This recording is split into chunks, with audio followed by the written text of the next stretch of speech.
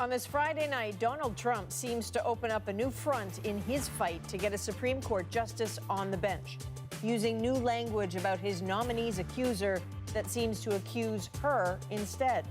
We'll look at how women in the U.S. and Canada fired back on Twitter.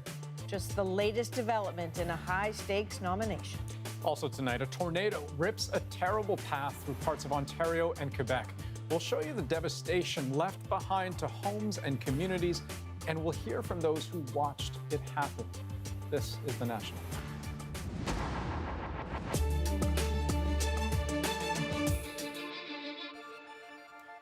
It's the kind of disaster you just don't see coming. But for many people in the Ottawa area, looking around at what's left, it's painfully easy to see. It hit hard.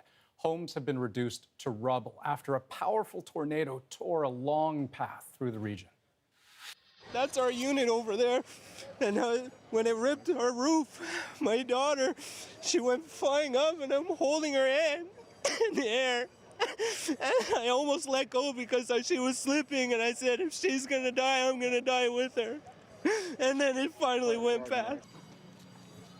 This happened in Gatineau, Quebec, and you can see just how powerful the storm was, with pieces of this apartment building left in a twisted pile. Investigators are still working to trace the tornado's exact path, but we know that before hitting Gatineau, it tore through part of Ottawa. Take a look. This is Dunrobin in the city's West End. Entire homes scattered. The latest we're getting right now from officials there is that at least 2 people were seriously hurt. And paramedics say they received several calls from people who were trapped, sometimes in their homes, sometimes in their cars. But all those images you just saw were from after the storm. Take a look at this. Incredible video captured the moment the tornado hit.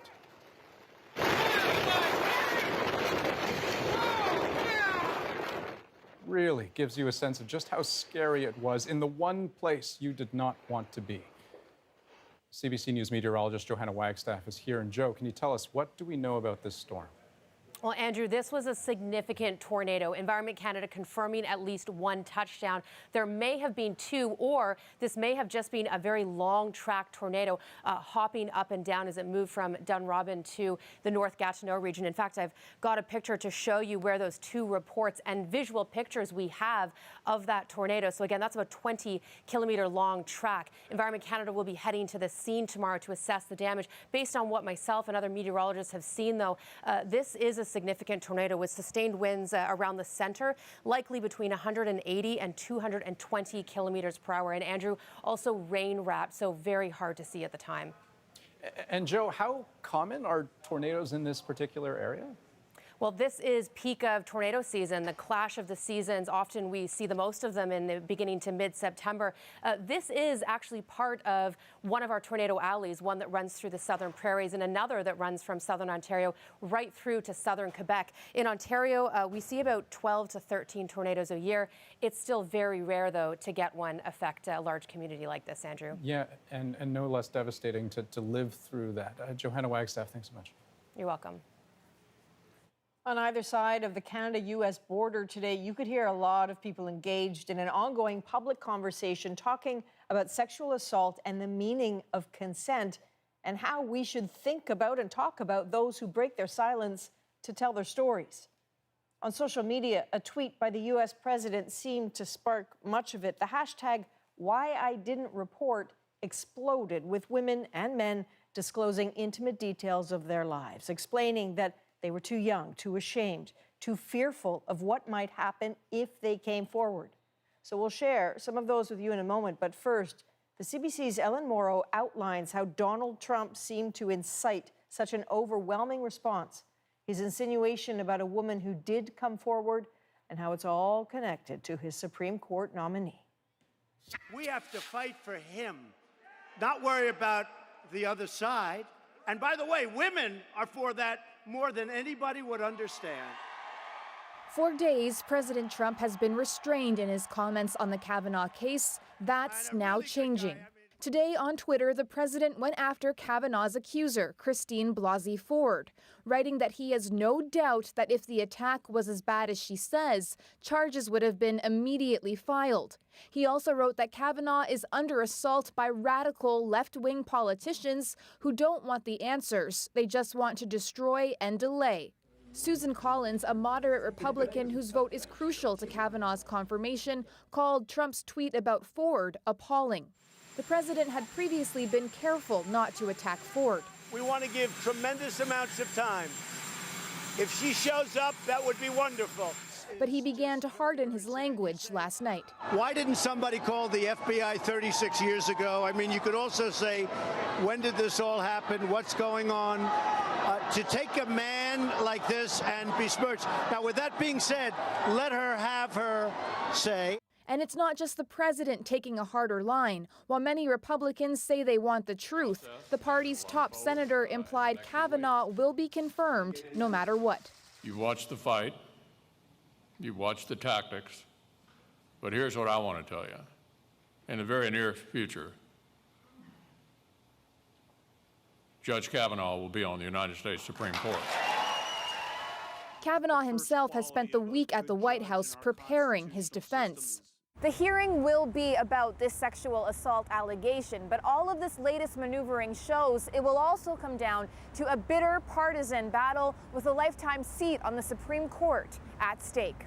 Ellen Morrow, CBC News, Washington.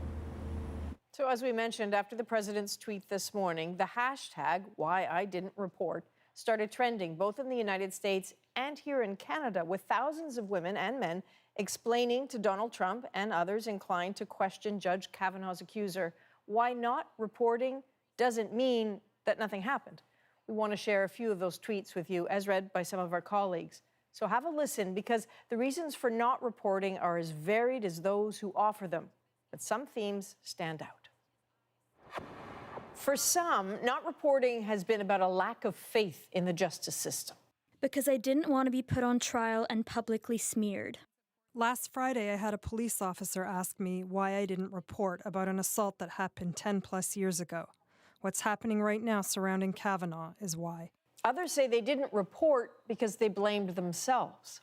I felt so stupid putting myself in the position where it could happen. Because I didn't fight or scream. I just prayed it would be over as quickly as possible and then thought my lack of protest would be considered consent. Only in the past couple of years am I able to admit to myself that it was assault that happened 27 years ago. Then there are those people tweeting about incidents that happened when they were so young. My mom said she would kill anyone who hurt me, and at 9 years old, I believed her. I was afraid she would go to jail. Because I literally didn't know there was a word for what happened. It wasn't until years later that I learned there was a word for what I experienced. And of course, so many assaults involve people in positions of trust. Reporting that, so much easier said than done. Because he was a close friend who I had been supporting through his breakup, because I had been drinking, because I couldn't believe that it had happened, because I've been conditioned to believe I asked for it. That was 1,784 days ago. Because he was my partner and I thought I loved him. I thought he made a mistake and I sympathized with him instead of prioritizing myself. Finally, many people today use the #WhyIDidn'tReport hashtag to say the opposite, that they had reached out for help. Here's one. I did call. They called it mischief. I slept with a knife. One more note on this story. The chair of the U.S. Senate Judiciary says a vote on Kavanaugh's nomination will be held on Monday if a deal can't be reached with Ford to testify before the committee. We mentioned that the idea of consent was part of many conversations today. In Ontario, it was high school students driving it. Thousands walked out of their classes in protest over the provincial government's decision to replace a recent sex ed curriculum with a much older one. The decision seems to have inspired a new generation of young activists. And as Salima Shivji explains, they want to make sure their voices are heard. 2, 4, 6, 8, don't go back to 98. At this Toronto school, the outrage over changes to the province's sex ed curriculum spills onto the streets. We do not. Organized under the banner, "We the Students Do Not Consent," a reference to the fact that sexual consent is no longer being taught in class. Students are not lazy. We're not going to sit back and watch our education be destroyed. But these are high school students. The reversal to the old 1998 sex ed course affects elementary schools only.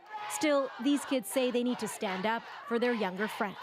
Kids do need to learn about gender expression and gender identities and different kinds of families and all that, and it's really irresponsible to cut that out.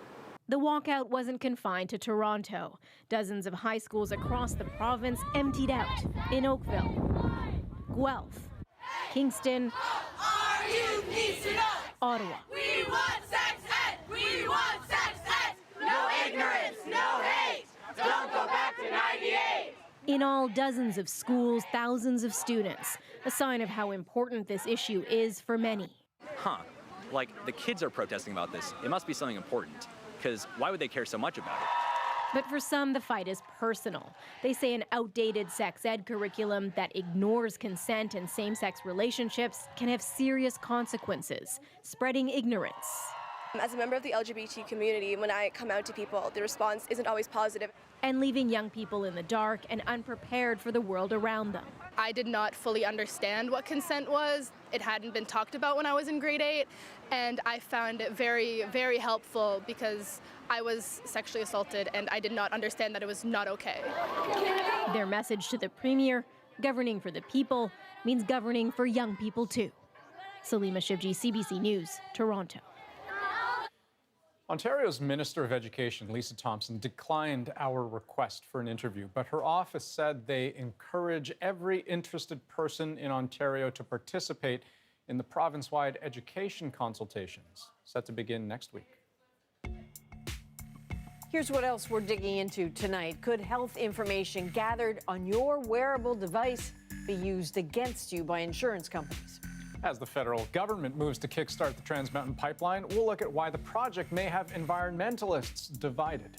But first, Ottawa is also responding to a CBC Marketplace investigation into a phone scam that has cost Canadians millions of dollars. At least 60,000 Canadians have been targeted. They received threatening phone calls saying they owe money and that they have to pay it back immediately or face severe consequences. David Common tracked the scammers down in India, where police made a surprising claim. Listen to this. Nobody contacted us from Canada. You're telling me 60,000 people at least have complained in Canada, and nobody from Canada has told you anything? Nobody contacted us. We asked the RCMP directly about the Indians' assertion. They did not offer an explanation, wouldn't talk on camera, but did send a statement saying fraud is a global problem and the best way to combat these types of crimes is through prevention and public awareness. Yeah, David, that's a stunning thing to hear, especially considering the size of this scam. What struck you when you heard it? We were really surprised when those words came out of his mouth, in part because of who he is. He's one of the most senior Indian police commissioners in the country. He told us his officers were, right at that moment, ready to crack down on these CRA scammers who were targeting Canadians, but not without help from the RCMP and information from the RCMP. So we have been pressing the RCMP for more than 2 months for a response to that assertion. Never got one until, of course, the story aired last night on The National. And then today, the federal government responded in a statement. Public Safety Minister Ralph Goodale said, most definitely continuing to work with India's law enforcement agencies on these complaints. Okay, a little short on details there. Did the government give any indication of what that work actually looks like? No, no indication of what it looks like, of who they're talking to, about what might happen. We do know this, though, that in all of our conversations with multiple Indian police officials, nobody ever said anything about arrests or raids targeting those scam centers that are themselves targeting Canadians. One thing we also know is that when the Americans complained and paired up with the Indian police, there was quite quickly a massive raid and large numbers of arrests. That's not something we've seen with the scam centers targeting Canadians. Okay, I know you're going to stay on it. David, thanks very much. Thank you. Now, overseas phone scams probably weren't what the government wanted to focus on today. They might have preferred to talk about the Trans Mountain Pipeline. The Liberals took the first step on a long road back for the project left in limbo by a court decision last month, announcing a new environmental review aimed at BC's sensitive coast. But to critics, it is a move that rings hollow because they say the government has already made up its mind. David Cochran is watching developments. They bought the pipeline and all of the problems that came with it. Then a federal court stopped it in its tracks. Obviously, this decision was disappointing, but by no means insurmountable. Very little is insurmountable when you're the federal government. You own the project and you ultimately decide if it goes ahead. So critics say restarting consultations to satisfy a court order is really just ticking a box. Justin Trudeau has already made up his mind on this project. He wants this pipeline. He insists this pipeline is going to be built. Boosting pipeline capacity to the BC coast will also boost tanker traffic.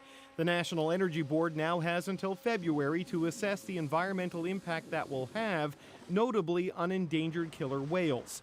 Environmentalists warn there is no meaningful way to mitigate that impact and that this timeline is too rushed. The Premier of Alberta, who faces an election in the spring, sees it differently. Our focus now is to ensure that the timeline is set in stone. That's the issue.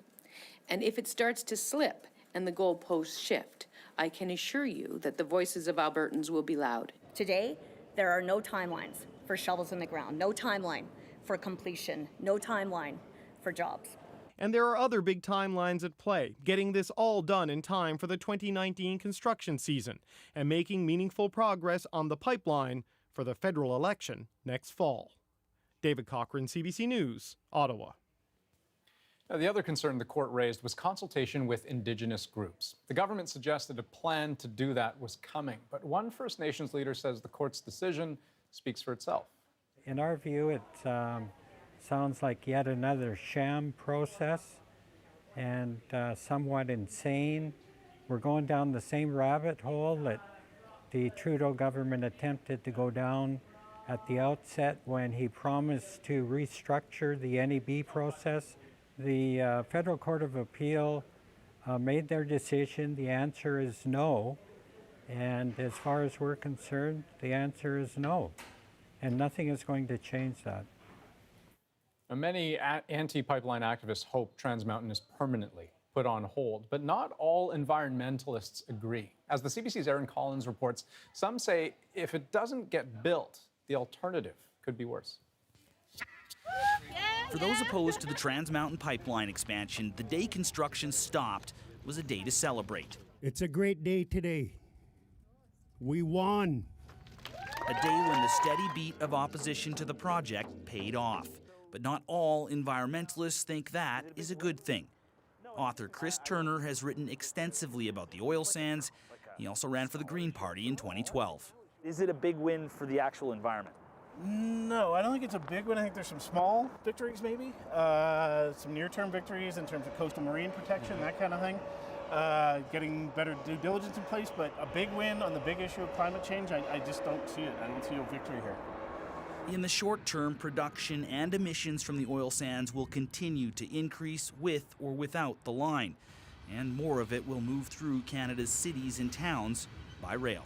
So if you've got, a few 100,000 more barrels a day coming from the new Fort Hills project being opened, it's going to find its way to market. They've already dug in on that. The investment is made. The oil's being produced. If it has to go on a train, it'll go on a train. And so it is. Oil by rail reached an all-time high this summer, moving more than 200,000 barrels a day, a trend that will continue if the Trans Mountain project dies. A project Alberta Premier Rachel Notley has gambled her political future on. And if she loses that bet, a Conservative government in Alberta could scrap the province's carbon tax, new limits on oil sands expansion, and a plan to phase out coal. The consequence of it is quite dire. If we change course, the opposition party in Alberta seems to signal that they want to go back to the old days. Those were not good old days. But for some, stopping the Trans Mountain expansion is worth the risk. If this pipeline goes through, it will dramatically increase the capacity of the oil sands. And that means new, bigger development in the oil sands at a time when we know that we have to be reducing emissions. Environmentalists agree Canada needs to move away from a carbon-based economy quickly. The question is whether stopping the Trans Mountain expansion helps or hurts those efforts. Aaron Collins, CBC News, Calgary. Lots more ahead tonight on The National. We investigate golden visas and find some wealthy immigrants are taking advantage of a special Quebec program. Also, how a problem from 50 years ago could actually be one city's fix for dealing with stormwater. And would you let your insurance company tap into your Fitbit if you could get a discount? I think, honestly, a lot of people will, just because it is an incentive.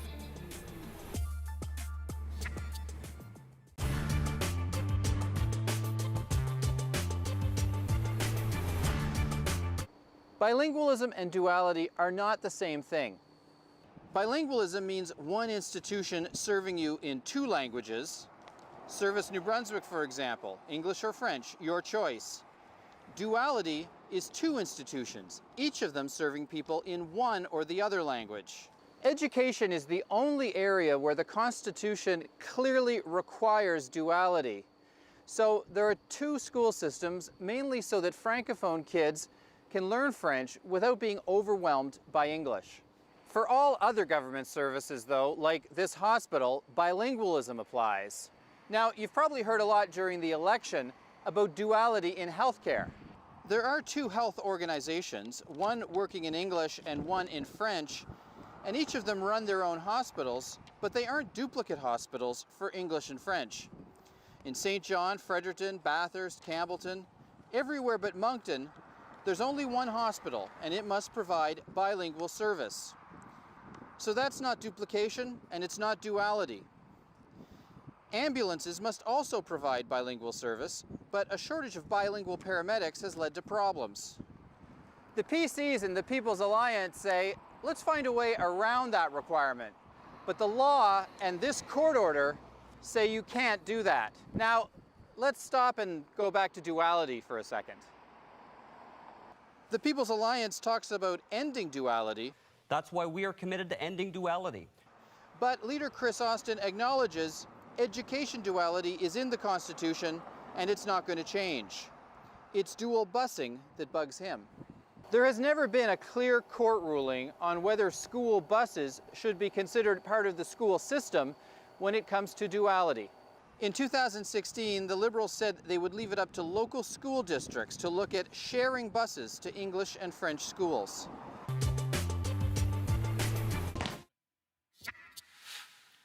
They track your physical activity, what you eat, and even how well you sleep. But there's something else devices like Fitbits do. They create a dilemma about all that sensitive data and who has access to it. A major insurance company in the US has now switched over to what it calls interactive policies. The company monitors policyholders via their fitness trackers and rewards good choices with discounts. No surprise, perhaps, privacy advocates are sounding the alarm, and as Cameron McIntosh tells us, it's happening here too. Just a little jump, there you go, wrist and all. John Brown knows all about motivation. Atta girl. Some praise here. Run. A little push there. You were faster than her? So the notion of letting your life insurance company tap into your Fitbit, Garmin, or Apple Watch to track your fitness for a break on a premium is intriguing. I think, honestly, a lot of people will, just because it is an incentive. Now your policy can pay you back for living healthy. In the U.S., it's exactly what John Hancock Insurance is doing, making fitness tracking an option on all of its life insurance policies. A program called Vitality, where users submit fitness data from tracking devices for premium discounts and other incentives. Hancock is wholly owned by Canada's Manulife Insurance, which also offers it here. We're really excited about the potential, but right now we're not saying that it's going to be a requirement. We actually make it an option to those customers to choose it. Manulife is Canada's largest insurer. It says Vitality has a 40% opt-in rate so far. It's up to the user, and it's around the customer deciding that there's real benefits from engaging and getting the rewards, and also getting the benefits of feeling healthier and more active. Even if it's voluntary, privacy advocates worry the data could be used to deny coverage. It's really important that we stop sleepwalking towards a surveillance society where we think that by allowing people to watch us and track us, that it's going to make our lives better. Manulife says it uses the data to reward good choices, but won't use it to raise premiums. You can do this. Back at the gym, Brown's not quite sold. The devil is in the details. Fit, he says, is different for everyone. Because everybody's built different ways. A fitness tracker could be just the beginning. Insurance companies are also looking at other emerging technologies, like apps that can detect smoking gestures, even ways to use smart speakers in people's homes. Cameron McIntosh, CBC News, Winnipeg. Now, for all the debate over perks versus privacy, it's worth pointing out this kind of program isn't entirely new. Canadian drivers already have something similar. It's called telematics. Launched a few years ago, it monitors you behind the wheel, promising discounts for being an angel on the road, so to speak. Drivers agree to have a so-called black box installed in their vehicle. It records driving habits like speeding, slamming on the brakes, how fast you take corners, that sort of thing. I find it hard to believe that the insurers are going to use this solely for premium reduction. But as with Vitality, some privacy advocates cried Big Brother when it came out. So most provincial governments imposed tough rules forbidding insurance companies from overcharging bad drivers. You can get a discount for good behavior or otherwise pay the standard premiums, but that's it. No financial punishment allowed with all this new information companies could have on you. So has telematics transformed the auto insurance game? Well, not really.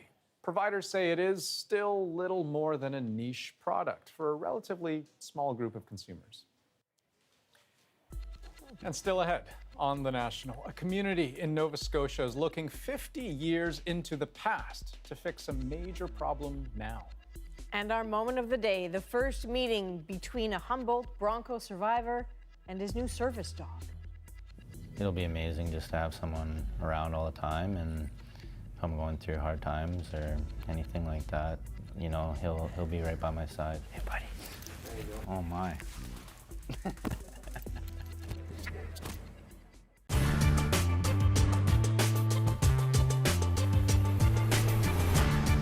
You took literature at Oxford, did you not? I mean, you didn't. Yes. You weren't a child actor, or how did you come to be an actor? Well, really by mistake. I came out of Oxford and didn't know really what I was going to do, and I'd made this student film just as a sort of joke while I was at Oxford, and then it got this premiere, and agents came up and said, "Do you want to act?" And I thought it'd be amusing for a year to do that while I worked out what I really wanted to do.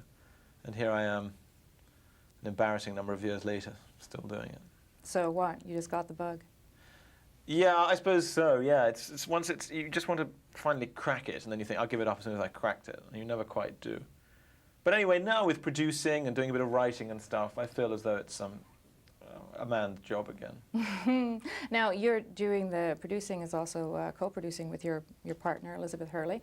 How has that been? Because she's your boss in a way, isn't she, on this? Yes, she is, but she is in life, you know. So it's no particular new thing. Yeah. She just bosses you around on the set. She bosses you around in life. Yeah, exactly. She just gets paid for it in this film. Yeah. You also did a stint as a copywriter. Is that right? Yes, I was in advertising. Yeah. And how did you find that? I loved it. I used to do. I used to write commercials for Mighty White sliced bread with all the goodness of brown but the great taste of white, and red stripe lager and stuff like that. I wish I had a red stripe lager now. Why is it, do you think, that British comedy and British accents just break us up in North America? I noticed it was very comforting when I was here making the film that there was lots of, my God, the British sitcoms you had on, it was like a treat. It was you have everything here. You have Aren't You Being Served? Are You Being Served? Yes, Are You Being Served, yeah.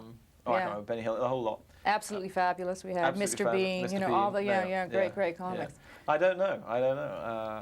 I assumed in Canada it was because you're kind of half British and you get all that humor. Yeah, I was talking to a British writer once who said to me that she thought Canadians got irony, was I think the way she put it. She said, you know, we got irony here more than they did in the States. Yeah, I think you get irony, but I think you get silliness too. I think silly is the big difference. But everyone's always beastly about the Americans saying they don't get all that stuff, but they do, you know. I mean, if you watch their sitcoms, their best sitcoms are unbelievably funny, I think, and well written. Oh, yes. I mean, when American writing is good, as it is in Frasier. Yeah, Seinfeld is superb. Seinfeld is superb, yes, that's true. They do get a bum rap in that sense, that everybody, it's very easy. I think Friends is really well written. I think, lots of that stuff, Murphy Brown. Yeah. Now, what will you do now? I mean, you say this is a new venture for you, a little writing, a little producing. Will you do more of this? Or? Yeah, that's what I like doing, yeah. What about directing? This is the big leap that everybody eventually wants to make. Do you have any idea what What kind of script would appeal to you? Are you looking around for a project now? Well, I'm always looking. You know, that's what we do. That's what Simon Films does. It develops ideas, and you've got a few things I'm quite interested in. Yeah, it's just the problem is that I don't particularly want to direct myself. I think that's too much of an ordeal for your first thing. So I would have to take a lot of time out to go and direct a small thing. You know, one of the nice things about this movie, Extreme Measures, in which you're very good, is that Michael Apted, the director, allows you to still be self-deprecating and funny. So you're not entirely, you know, unlike the characters that we've seen in other. I mean, for a movie that is so serious and treats a real moral dilemma, you have some very good lines. Yeah, exactly. Well, we deliberately did that, especially in the first third, so that people would warm to the character. And what is it you say to that awful guy you meet down when you're down examining? Well, you go down to find out about the autopsy, and you have this wonderful line. Do you remember what you say to the guy? You're quite a creepy person. Yeah. Yeah. It was a wonderful line. Thanks very much. Nice to meet you. Sure. Nice to meet you.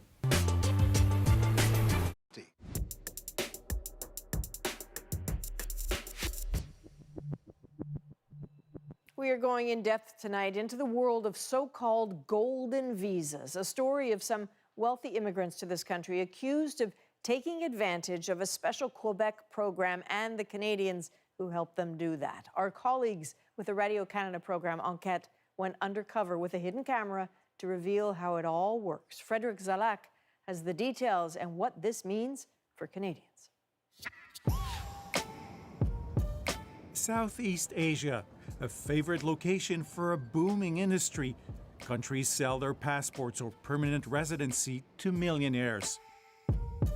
They are called golden visas. They allow the rich easier travel and open doors to sought-after countries, including Canada. It's about having the opportunity in the future, should you want to get out of China and should you want to pack up and leave, to have that opportunity, to have the passport or to have the children with passports. But in some cases, these visas are being blamed for facilitating tax evasion, corruption, or money laundering. Since Asia is the largest pool of wealthy migrants, many immigration lawyers and consultants have set up shop in Hong Kong to recruit them. We traveled here to check out, with a hidden camera, how one of the most popular golden visa programs in the world is sold. The one opening the door to Canada, it's called the Quebec Immigrant Investor Program. Back in 1986, the province of Quebec was the very first in the world to sell permanent residency to foreign millionaires in exchange for investment. Those immigrants lend $1.2 million to the province as an interest-free loan for 5 years. Quebec invests and uses the money generated to dole out grants to small and medium-sized businesses. But there is one big problem. Even though they must state their intention to settle in Quebec, most of those immigrants don't. According to Quebec government's own statistics, less than 20% stay in the province. Immigration lawyer Jean-François Harvey. C'est un secret de polichinelle que 85%, sinon plus, moi je serais prêt à dire 95% des gens ne restent pas au Québec. Just one example. Beijing millionaire Zhao Jingli was granted permanent residency through the Quebec program. Her immigration files show her stated destination was supposed to be Montreal. But when she and her family got her official landing in Canada in 2006, she didn't even bother flying to Quebec.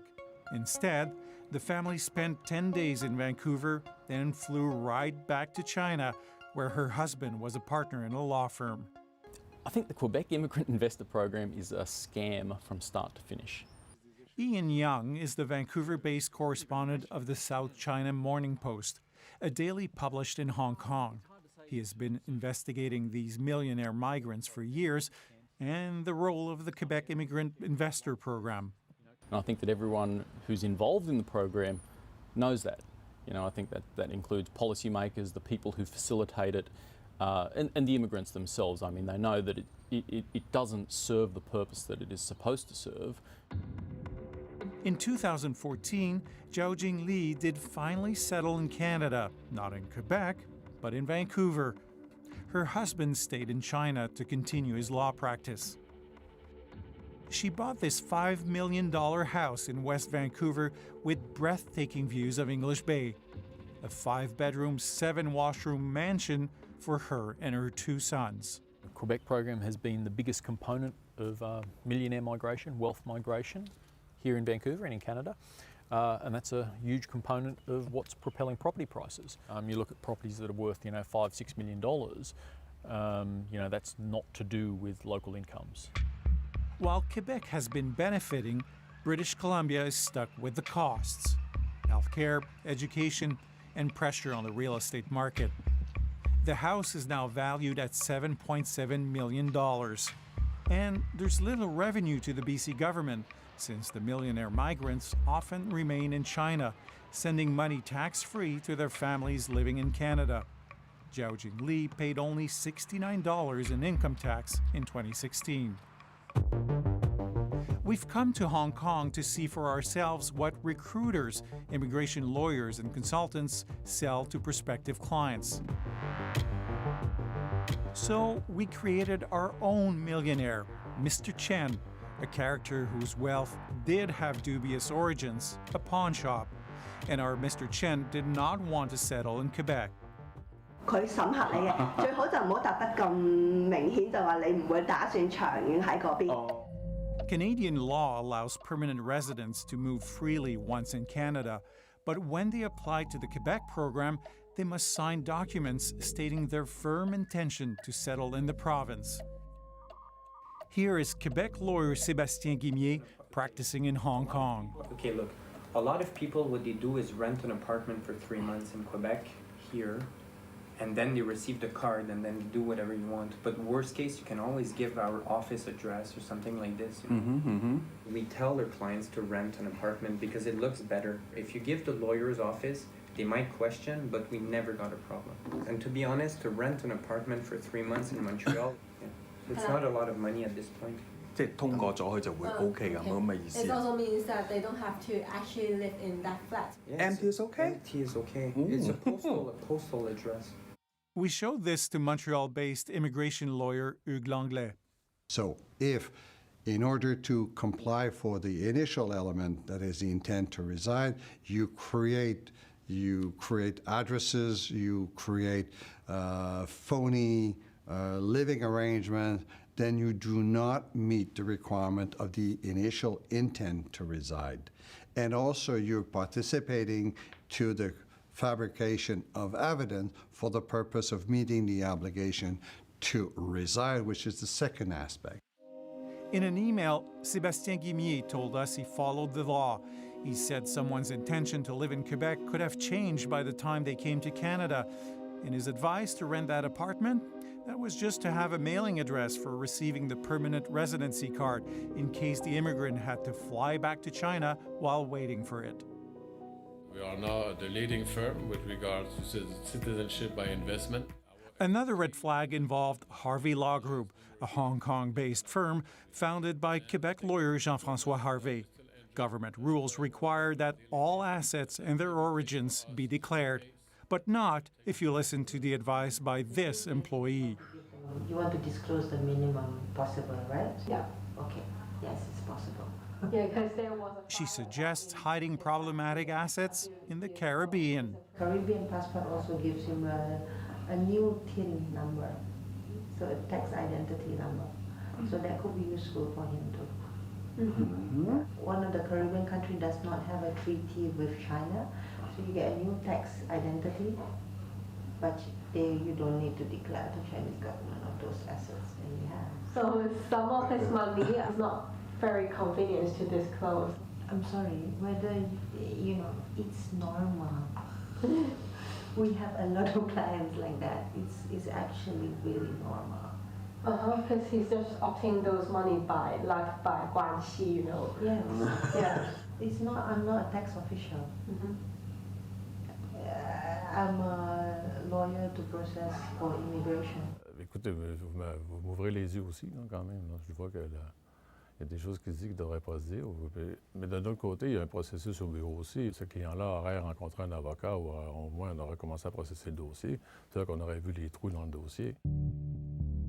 Another company in Hong Kong, Globe Visa, had a unique solution for failed background checks: buy a second identity. 如果佢過唔到資產審查或者過唔到嗰個冇犯罪咧，咁佢就直接買護照㗎啦。嗱，我哋做緊有7個護照嘅，而家係咁呢啲都係合法同埋入咗落嗰個移民法案嘅呢啲護照都係合規合法嘅護照嚟嘅呢啲。咁有2本就係歐盟護照，咁另外有啲加勒比海嘅，咁加勒比海有5本。 嗰啲唔得啦，佢嗰啲就加拿大。係啦，嗰啲咧就係純粹係攞一個身份走佬嘅啫，即係有咩事，或者係將筆資產隱形，即係譬如話你係陳生，咁你改做叫李小龍，咁你可以用呢個李小龍嘅身份咧。Here we're creating a second or a third identity in order to avoid disclosing information that could very well hide so many things. So many things. In a letter, Globe Visa says there is practically no chance that they would have taken Mr. Chen as a client. The scheme should be shut down. It doesn't work. I can't see any way to make it work. Why hasn't it been shut down? It's because people are making a lot of money along the way. Ottawa dropped its own federal immigrant investor program in 2014 because it concluded it wasn't working. The Quebec government has known for years its program was rife with problems, largely ignoring them while keeping the money from these millionaire migrants. For The National, I'm Frédéric Zalac in Montreal. Still ahead on The National, a Nova Scotia community takes a new approach to managing stormwater by bringing a river back to the surface. We tread so heavy on the landscape as human beings. This is a small thing, but it's one small thing we've done here in Dartmouth to kind of fix something that we broke, right, back in the 1970s.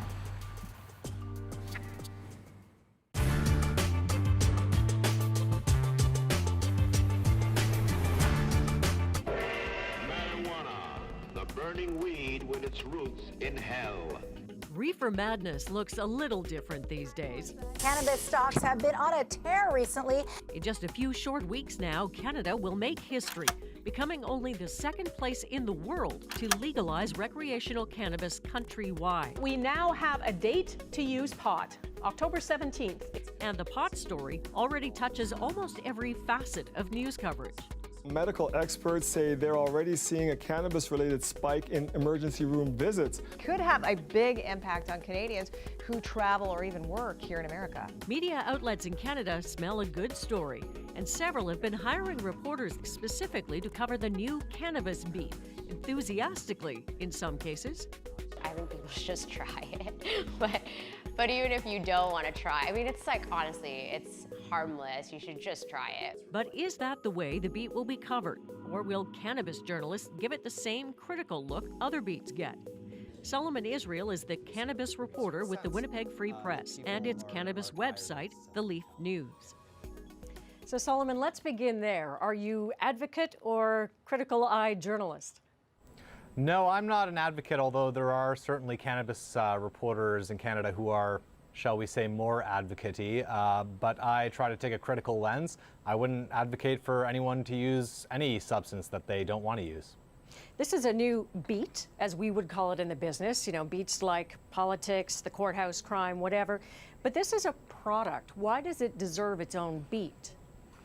You know, I think from a journalism perspective, this is more than just a product. And, you know, as it said in your setup pack, this is something that touches issues of politics and the law and justice and medicine and health and science and, of course, business. So, you know, the reason I love this job is that it really encompasses all those things. These roles are just being filled in media outlets across the country over these past few months. What have you thought about the coverage that you've seen so far? Part of the reason I got into it was that I was just disappointed in some of the coverage I saw. You know, coverage that treated cannabis either as just a joke, which is kind of understandable because it's you know, been sort of treated as a funny object in our culture, or reporters writing stories that were alarmist, overly alarmist, and maybe lacked some context and some counterpoints. or stories that just treat it as, like a business story because so many people are excited about pot stocks right now.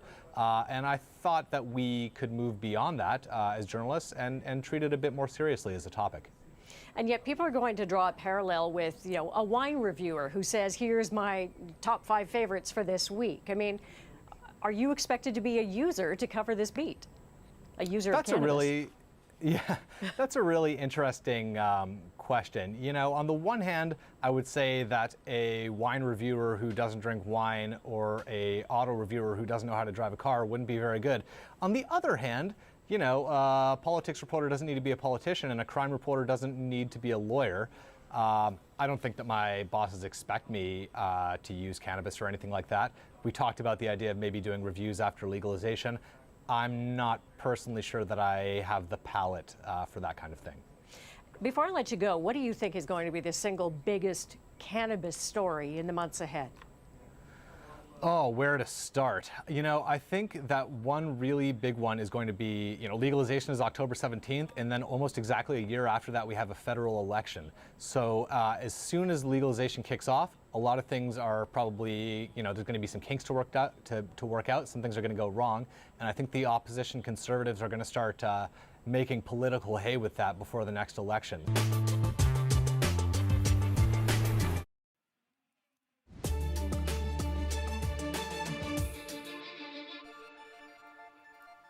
Okay, here's something you might not have thought a whole lot about: the environmental consequences of artificially submerging city rivers. But it's a real issue, and stay with me here. Let's take the Sawmill River in Nova Scotia. It used to run through downtown Dartmouth, but for the past 5 decades, it's been trapped in a pipe below ground. But that won't work moving forward, which is why the community has been looking for a fix. And as Tom Murphy discovered, that means bringing the river back up to daylight.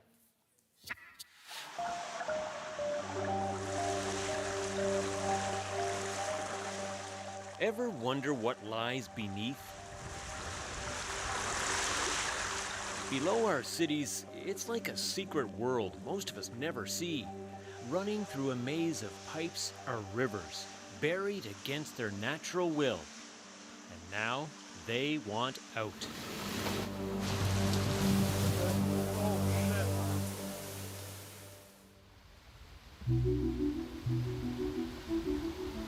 This is Dartmouth, Nova Scotia. Nicknamed the City of Lakes, a place where people are naturally drawn to the water. I think it's something deeply rooted in us, right? It seems to be where we want to go, we want to congregate. At the water's edge. At the water's edge, yeah. And Sam Austin is a former urban planner turned city councillor for the area. Water is not meant to be put into a pipe buried underground. That's such an artificial way to deal with it, right? It's meant to be above ground. That's where it's meant to be in the environment. But that's exactly what this city did. Bury the Sawmill River, a once vital waterway named for the sawmill that provided lumber to build Halifax in the 1700s. Long before that, a source of food and a transportation route for the Mi'kmaq people. So why bury it in the early 1970s? Well, at the time, it seemed the best response to a catastrophic flood.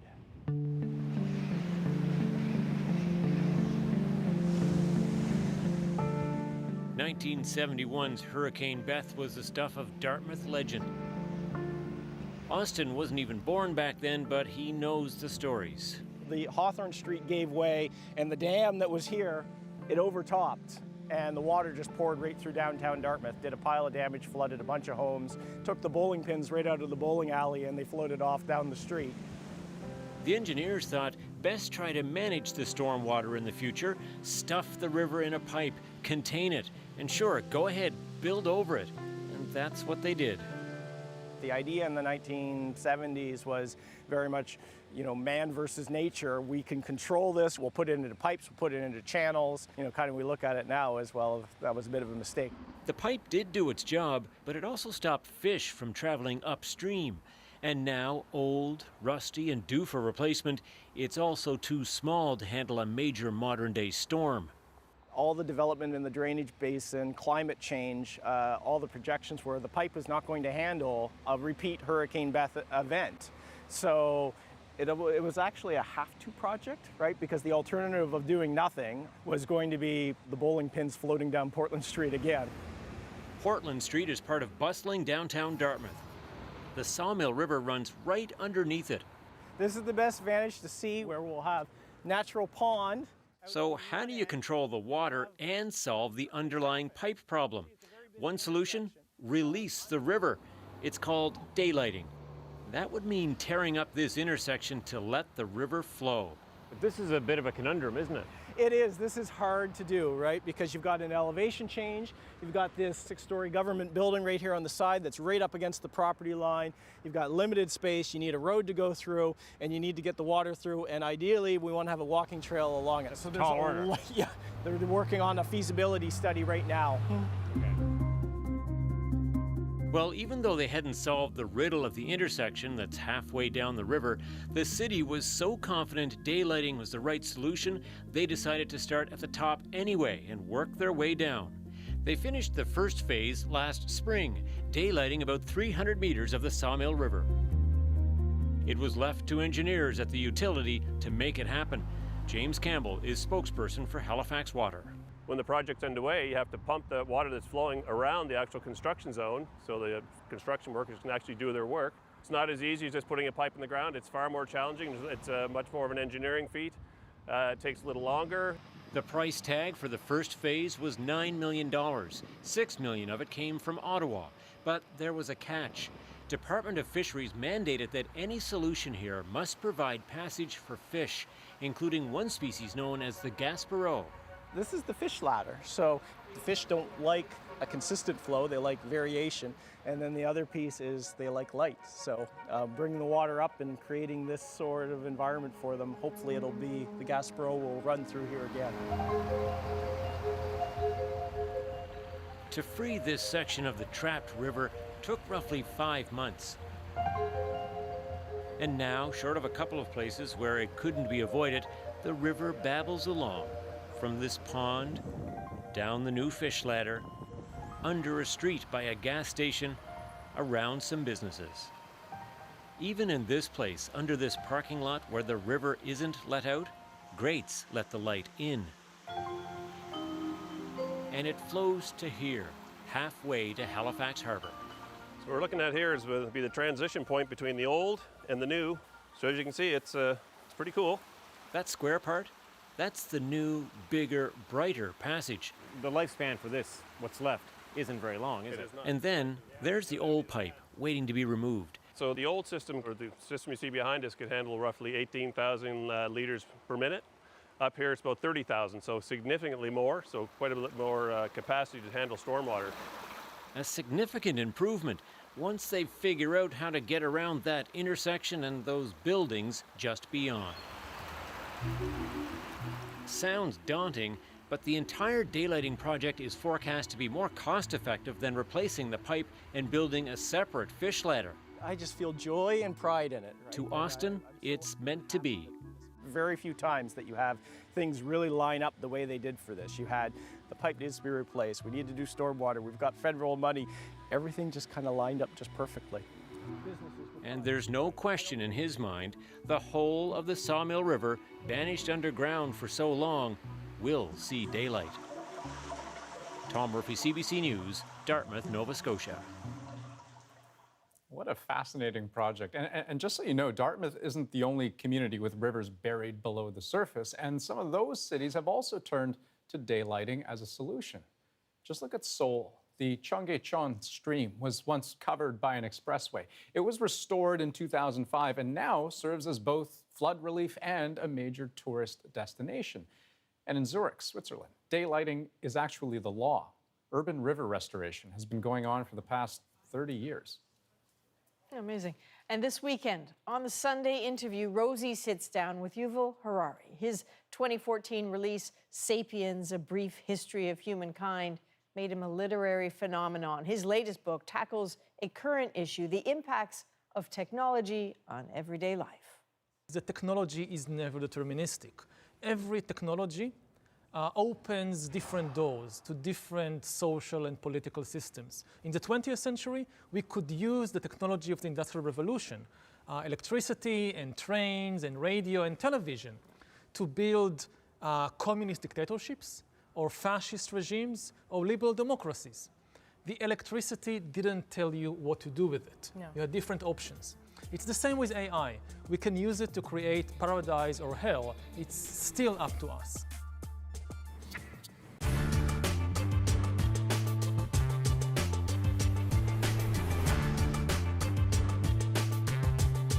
The Paradise Papers are the latest document leak to reveal how thousands of Canadians keep money offshore and how this problem is growing. Now, other leaks have shown how the wealthy use tax havens to avoid paying taxes. What this one shows is the extent to which Canada has become a major player in this game.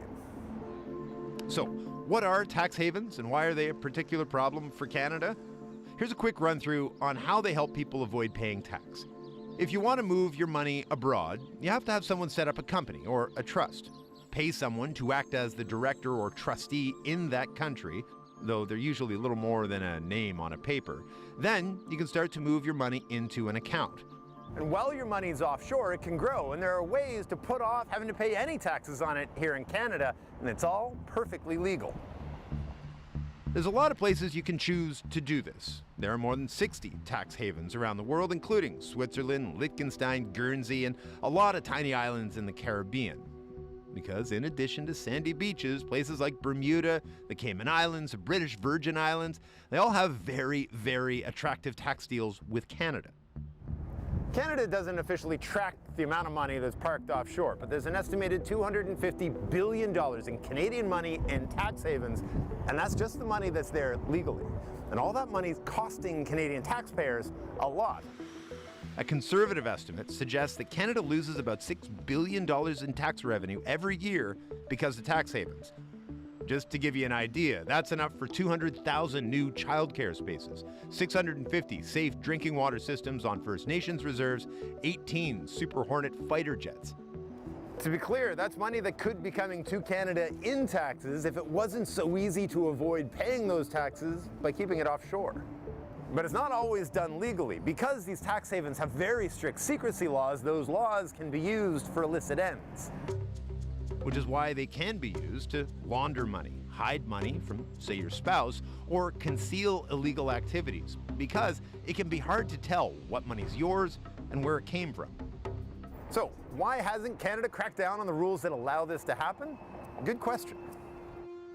Some politicians have tried to make the rules tougher, but instead of cracking down, Canada's made it in some ways easier to avoid tax this way. Since 2009, Ottawa has signed deals with 24 tax havens, including the Cayman Islands, Liechtenstein, and the Isle of Man. These deals are designed to compel those countries to share more information about Canadians who have accounts and money there, so less secrecy. But in exchange, they actually make it easier for Canadian companies to set up there and bring home the profits tax-free. And you're probably not surprised to know, since those deals were first put in place, the use of tax havens has exploded.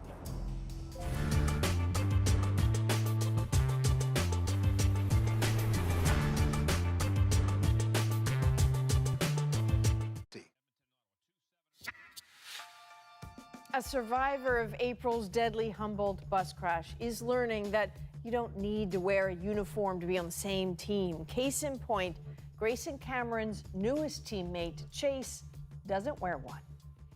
But then again, of course not. Chase is a one-year-old Labrador retriever given to Cameron by a First Nations service dog trainer to be his companion, one of 3 being donated to survivors to help them heal.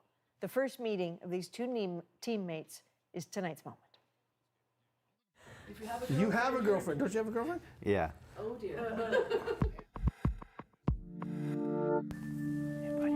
There you go. Oh, my. There's a little bit of relief, I guess, kind of excitement, and it was just, it was great to meet him. There's no getting away from that dog, buddy. Yeah. That's a good thing. I'm used to that team environment, and to have that relationship with a dog means a lot to me. It'll be amazing just to have someone around all the time, and if I'm going through hard times or anything like that, you know, he'll be right by my side. I think he's in love with you, G. Yeah, I'm in love with him. And who wouldn't be? Chase, firstly, is a good name. Sounds like it comes from Paw Patrol. I know my Paw Patrol. But also, you know, Chase's job is to deal with anxiety and nightmares. And from what we understand from people who are in the room, you know, it was a bit of a hard day for Grayson. He was a bit apprehensive today. But once Chase was in there, the whole mood changed, which is the whole point. Well, I'm sure it was love at first sight. And just for the record, if my daughter had to say, I'm sure she'd name him Zuma. I think that's her favorite. But it is funny to think that, I mean, he's got to prepare his life for a dog. I mean, that's the practical reality, right? They're teammates, but housemates too. That's the National for the September 21st. Good night. Good night.